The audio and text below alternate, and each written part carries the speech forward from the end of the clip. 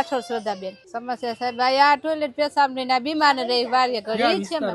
આ આજી ડેમ પાસે શ્રીરામ પાર્ક માં અગોચર એટલે બહુ જ ચોમાસા ની વાત જવા દો. ચોમાસું ને અત્યારે એટલે અમને તકલીફ છે. નકરા મચ્છર ને આવે ઘરમાં બીમારી ને રહી છે.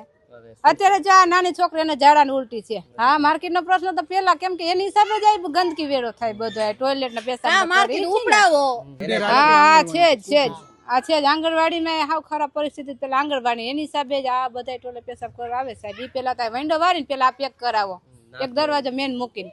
હા નાગ ને નીકળે છે એક નહીં અજગર નાગ ને એવું કેટલું નીકળે. અમે ખુદ જોવા વાળા એ બેન ને અમે જાણ કરી બકલા વાળા જાણ કરે બેન આ જીવ જંતુ નીકળે તમે બાળકો પેશાબ કે ટોયલેટ કરાવ નીકળાવ તો તમે ધ્યાન રાખજો. આ જનાવર આ જ રહી છે નાગ ને નાગણી બે રહી છે જોડવા. અમે ખુદે જોયેલા બપોરના ટાણે 2-3 વાગે.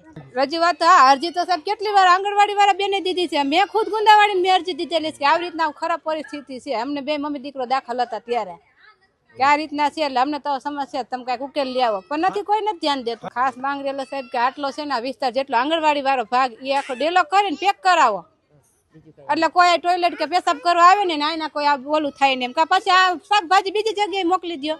એ કરો કઈક અમને ઉકેલ તો મળવો જોઈએ ને સમસ્યાનો. સાંજ સમાચાર ફેસબુક પેજને લાઇક કરો, વિડીયો શેર કરો અને વધુ વિગતવાર સમાચાર માટે sanssamachar.net વિઝિટ કરો.